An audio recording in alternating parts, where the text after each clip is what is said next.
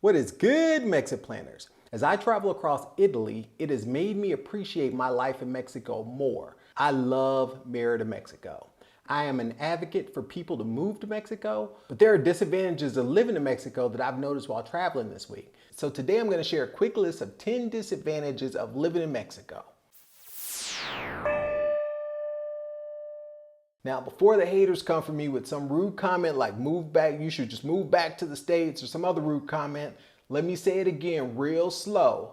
I love Mexico. I'm making this video because I feel it's fair to share the whole story. And while not all things on this list are true about every place in Mexico, in general, these things do apply. So with that, let's get to number one. Number one on my list of disadvantages of living in Mexico is that technology is generally a little bit behind, especially for consumer products and things like car tech, as an example. Although you will see many Teslas in Merida, there's actually a Tesla dealership, you probably won't see self-driving cars anytime soon in Mexico. I think they're just starting to do some testing, but the roads don't lend themselves to self-driving cars. Also, other technology like iPhones, the latest iPhone 14, the new Samsung device, those are going to be several months behind the launch of things in the United States. So in general, technology is just a tad bit behind in Mexico. Number two on my list, many things are more expensive than in the States. For instance, clothes, shoes, any type of designer product, any type of electronics, you can expect to pay at least 20% more for those items. Number three, so for the same exact profession, whether it's a teacher, lawyer, doctor, what have you, you're gonna earn less in Mexico than you would for the exact same profession in the United States, which is why most people will recommend for expats that you earn in dollars and spend in pesos. If you like this type of insightful information on Mexico, you will love the more than 3 hours of detailed information across 59 lessons in the Creating Your Mexit Plans course. The course also includes a 30-page workbook, resources to help you with everything from moving your stuff to finding your ideal home in Mexico and everything in between. Check out the link in the video description below.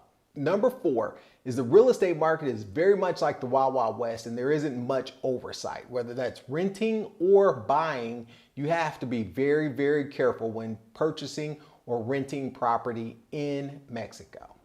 Number five, the legal system it's different and it takes longer, and I'll leave it at that. Number six, there's more visible corruption at the local levels in some places, particularly in areas where there's lots of tourists like the Riviera Maya. I've personally experienced being hit for a $100 bribe by a police officer who threatened to give me a ticket for someone in the back seat not having a seatbelt on, which is absolutely crazy because you see a family of four riding on a motorcycle here in Mexico. Let me know some of the disadvantages that you may have discovered while living in Mexico. So number seven on my list is Merida is not exactly easy to get to or from in a timely manner. So what I mean by that is there are really few direct flights. There's a direct flight from Houston to Merida. There's a direct flight from Miami to Merida or from Mexico City to Merida. However, outside of that, you're gonna need to travel to Cancun or something if you want to do like an international flight like I did for Italy. It's not exactly easy to get to or from Merida, but it is what it is. Generally, we spend anywhere from 7 to 12 hours traveling to Merida if we fly two connections, either American or United, or if we fly Delta, it's generally a 12-hour day.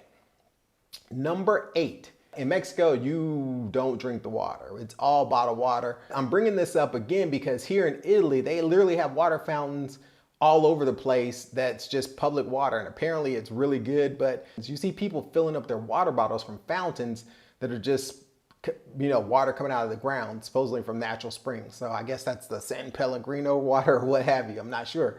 Number nine is, this is an advantage in my opinion, but number nine is you can't pump your own gas. And where this becomes a disadvantage is in places like the Riviera Maya, in particularly, there are all sorts of scams that happen at the gas pump by the gas attendant. So you have to watch them to make sure that they zero out the previous transaction, make sure they don't stop the transaction and then try to restart it at some other point. So they'll run all kinds of scams. I gave a guy a 500 peso note and he tried to tell me I gave him a 50. So I'm like, no, player, you got to run that one again. I'm aware of that scam. So you just have to be aware of all the scams. And normally you'll see those scams in tourist areas. And number 10 on my list is mosquito-borne illnesses like dengue are very prevalent in places like Mexico.